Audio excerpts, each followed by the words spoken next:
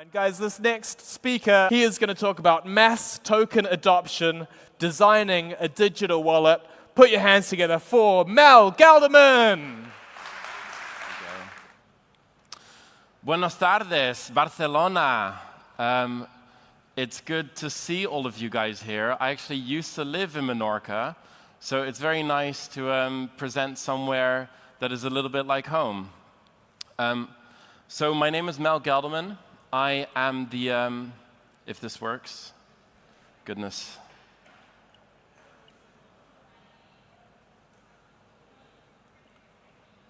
Okay, I'll just click.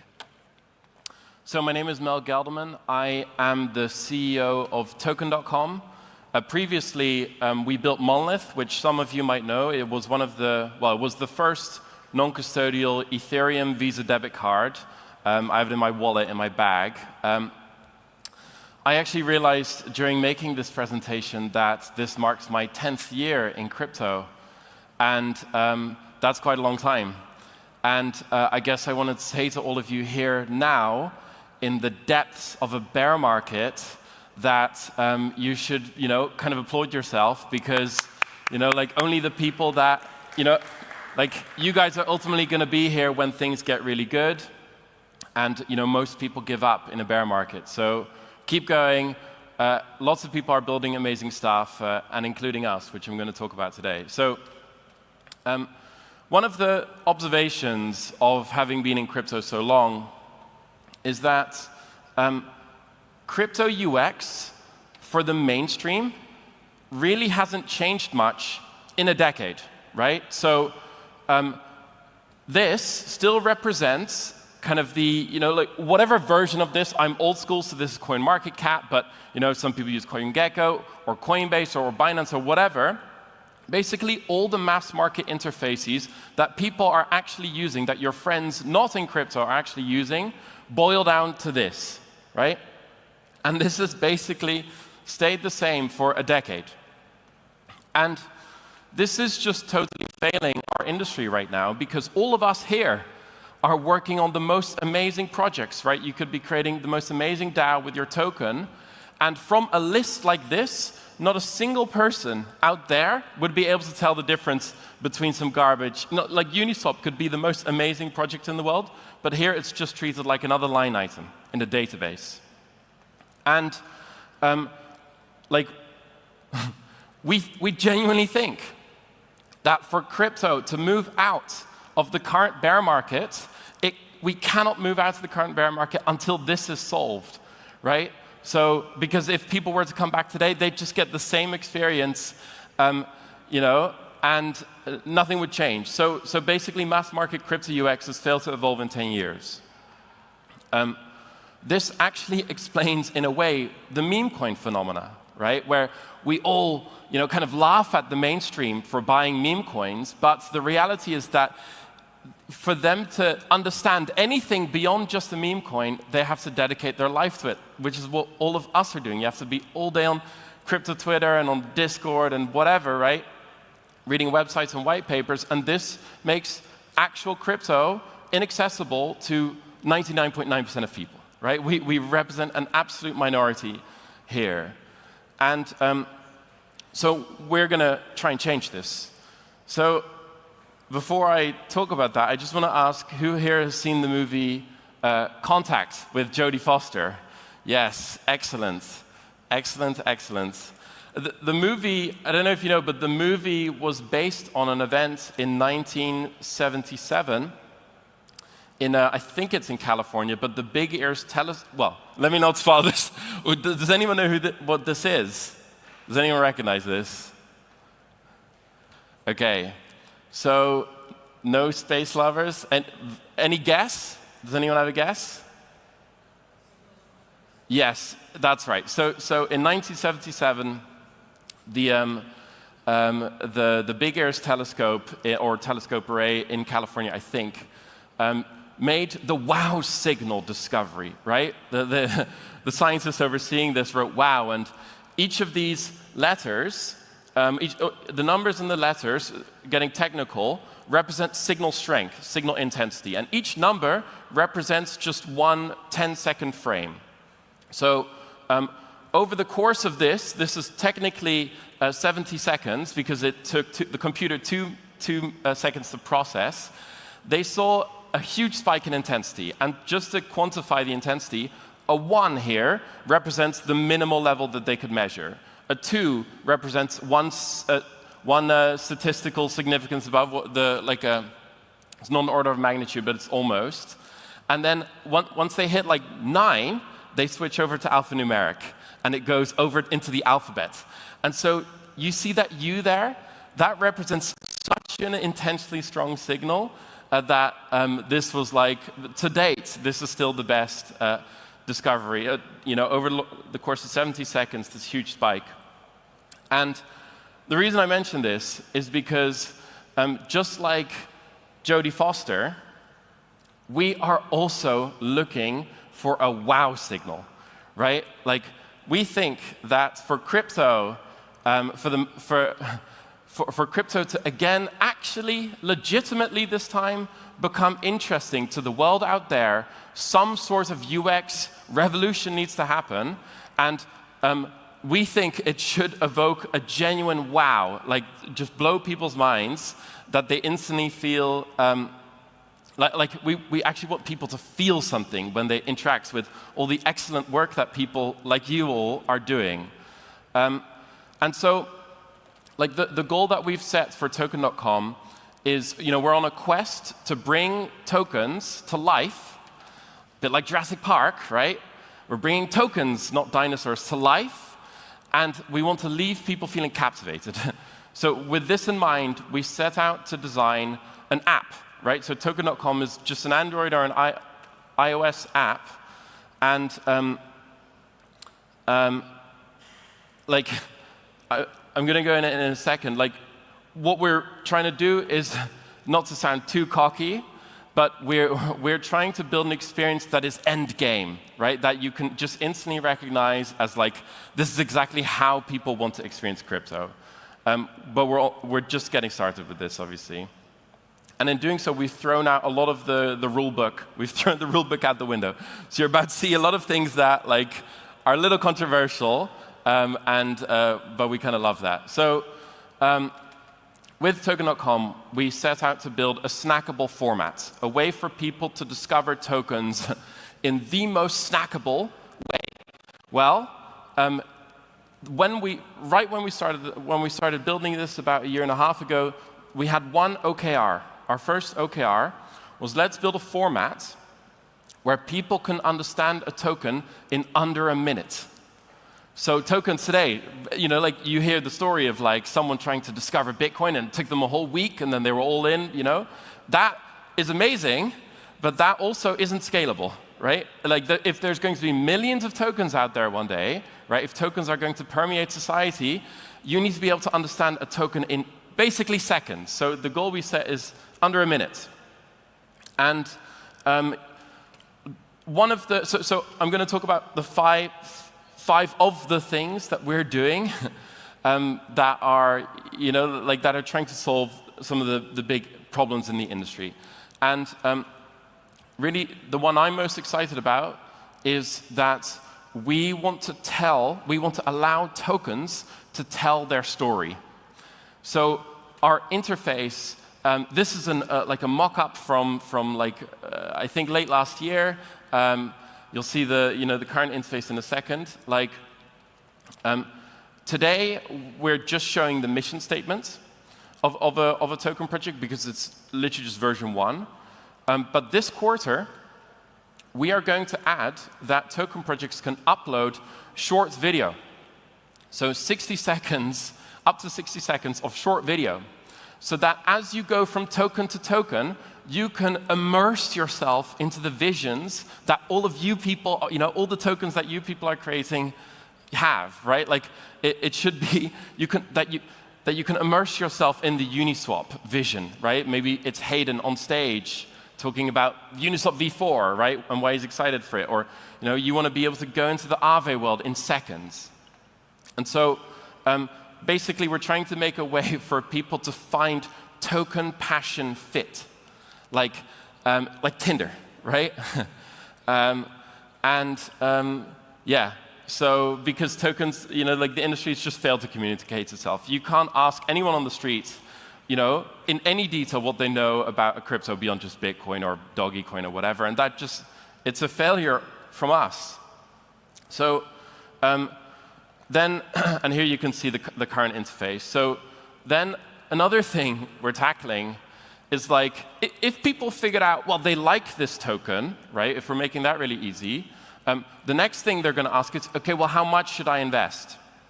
So, rather than having them fill in the numbers or whatever, right? We want to make it so simple that it's almost equivalent to a like button. So Facebook had their like button. That was like the nominal way that anyone on the internet started to like interact for the first time, really. And we think that the meaningful equivalent in the age of Web3 is that when you see something you like, you don't just effing like it, you invest in it, right? And that's basically what we've done here, right? It's going to get a lot better still, but this is how it is right now in the app. As soon as when you tap the button, in fact, you can do combo taps, right? So like it adds them up. But as soon as you stop tapping, it executes that transaction. It hits 4 exchanges, 4 centralized exchanges, and and it goes to Arbitrum as well as the DEX. Then it hits all the exchanges on the DEX, all the DEXs on Arbitrum. So that means basically 4 exchanges and Uniswap in practice, and then it just sources the best price. Takes about 5 seconds to complete the transaction. We've made it so simple that like even buying is theoretically accessible to everyone. And the idea is that as you go from token to token, you are you're spreading out your money. You're not putting all your money into Bitcoin, which is kind of the current generation where you hear your friend has put all their little crypto money into Shiba or whatever. No, we want people to spread and invest it very easily into whatever excites them, spreading the risk as well. So the other thing is that our experience is personalized. So we believe in a future where there will be millions of tokens. And in that world, there are too many tokens for any of us to keep track of. In fact, I distinctly remember feeling that in 2020, right, during the pandemic, we had DeFi summer. And I was so stressed that as I was working, as I was building stuff, right, with our company, there were so many other projects out there that I all wanted to be kept up to date on and like invest in, right? And that was just 2020. When things get exciting again, there will be a new amazing venture, token venture, every few hours potentially, right? And so just like TikTok or whatever, our system knows what tokens you've invested in, what tokens you're interested in, and it will show you the tokens most relevant to you so that you're not wasting your time. If you're really into NFTs, it'll show you stuff related to NFTs. If you're really into like space exploration, then maybe a few years from now you'll be able to very easily invest in the ventures that are enabling the moon base. So yes. Fourthly, crypto is so extremely lonely, right? And we are social beings and we invest together, right? So I might be very interested to know if one of my friends, right, has invested in a particular project, right? Like I'm not investing by myself. And so that is actually functionality that we're also building. So I'll just go back for a second. Like one of the things we're going to be adding this coming quarter is that at the bottom left of the card there, of this like token card, it's going to show, like Vitalik.eth owns this token, or Stani.eth or Griff.lens or whatever. And so this way, there's some sort of social signal that you're getting. If we want to make it that you can log in with Lens, and that you can actually see your Lens friends directly as well on the card, so that as you're swiping from card to card, you can get a sense of, like what your network is invested in. Then finally, what we will do, and this is early concept from earlier this year, but also in Q4 we will, in Q4 we will enable people to post content themselves. So let's say hypothetically, and this is what we're going to try and do.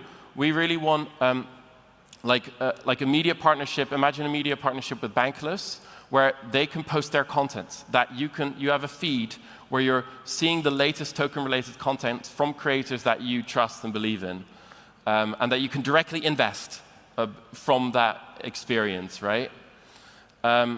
Yes, at ETH Prague 2 weeks ago, we participated in the Lens hackathon, and we added the ability for people to see Lens posts in our app. So if someone on Lens says, mentions ETH or Arbitrum or whatever, that'll tag the token on their post in our app, and you can directly invest from that post.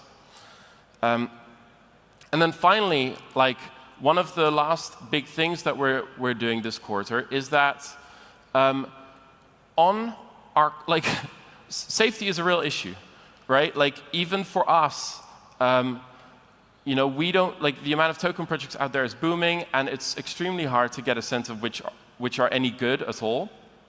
And so we want to introduce, slightly controversially, a token quality score, basically like a Rotten Tomatoes for tokens.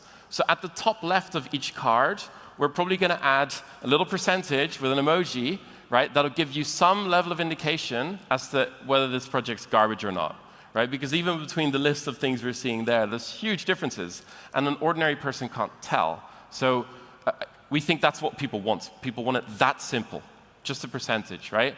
The methodology behind it could get really complex over time, and I really wanted to ask for help if there's anyone in the audience here that knows if there's some sort of protocol that's already doing some sort of rating system that we can just use their API and plug the number in. That would be amazing, because it saves us some work, and like, we really want that. In fact, we might aggregate. Yes, I see some shaking, some nodding heads. So thank you. And then, yeah, so just rounding up there, like, we have early whispers of product market fit, right? And with that I mean, like, for example, people lose their mind when there's like a little bug in the app, and when like something is broken for a little bit, right? We get so many messages from people. We went live in Brazil 6 months ago. So I'll get that. Yeah, so we have 90K users in Brazil, KYC'd users, of which about 5-6K are daily active, meaning they're buying and selling every day.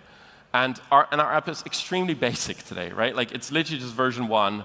There's so much we have yet to build. And like I said, if we turn off the marketing, hypothetically, these users stay. So this is, early product market fit. Your usage doesn't drop off a cliff if you stop bringing in new users. So we're extremely excited about that. Our App Store rating is going up. I don't know the latest. This is from 2 weeks ago.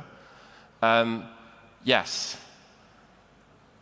Then I just wanted to point out that, like, you're seeing an extremely simple UX, but making things simple is actually extremely, extremely hard, right? Like, probably the best example that we all like is like Apple, right? Apple goes to extreme lengths to make the experience something that anyone can use, but that requires, in a lot of ways, the greatest engineering efforts as well. And I want to give full credit to my team. So this is about half the team. Last week in London, we had our summer party.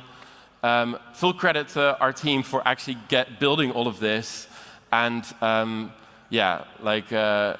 really amazing. So our plan here is we're doing a seed round right now. We are